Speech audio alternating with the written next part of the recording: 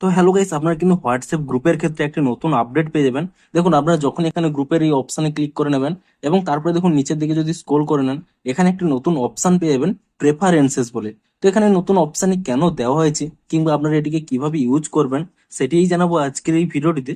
তাই জন্য কিন্তু পুরো ভিডিওটি অবশ্যই দেখতে থাকুন। তো তার আগে ভিডিওটিকে অবশ্যই একটি লাইক করে দিন এবং এই চ্যানেলে যদি আজই নতুন এসে থাকেন এখনই চ্যানেলটিকে সাবস্ক্রাইব করে রাখুন এরকম নতুন নতুন ভিডিও দেখার জন্য।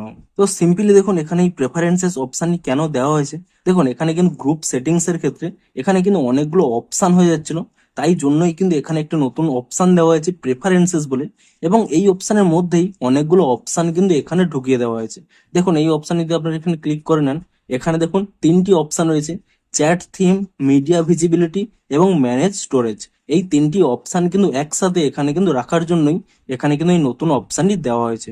তো আপনারা সিম্পলি দেখুন চ্যাট থিম অপশনে ক্লিক করে নিয়ে আপনারা কিন্তু এই গ্রুপের চ্যাট থিমটি আপনারা চেঞ্জ করতে পারবেন, কিংবা এখানে ওয়ালপেপারও চেঞ্জ করতে পারবেন, চ্যাট বাবলও চেঞ্জ করতে পারবেন। এবং তারপরে দেখুন মিডিয়া ভিজিবিলিটি এই অপশনটি কেন দেওয়া হয়েছে, ধরুন এই গ্রুপ থেকে কোনো আপনারা ফটো ডাউনলোড করেছেন, তা গ্যালারিতে সেভ হবে কিনা সেই জন্যই কিন্তু এখানে এই অপশনটি দেওয়া হয়েছে। আপনাদের যদি এখানে ইয়েস করা থাকে তাহলে গ্যালারিতে সেভ হবে, আপনাদের যদি নো করা থাকে তাহলে কিন্তু গ্যালারিতে সেভ থাকবে না, শুধুমাত্র হোয়াটসঅ্যাপেই দেখতে পাবেন।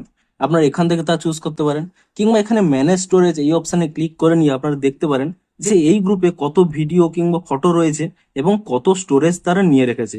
আপনারা চাইলে কিন্তু সেখান থেকে তার ডিলিটও করতে পারবেন। তো মূলত এই সমস্ত অপশানগুলোকে এখানে যেহেতু গ্রুপের সেটিংস গুলো অনেক সেটিংস ছিল, তাই জন্য কিন্তু এই তিনটি সেটিংস নিয়ে এখানে কিন্তু নতুন প্রেফারেন্সেস অপশানটি করে দেওয়া হয়েছে। এবং আপনাদের যদি এখনো পর্যন্ত এই অপশানটি না এসে থাকে, পরবর্তী সময়ে এটি কিন্তু নতুন ভাবে কিন্তু আপনারা পেয়ে যাবেন। তো আপনারা এই নতুন অপশানটি পেয়েছেন কিনা তা নিচে কমেন্ট করে জানান।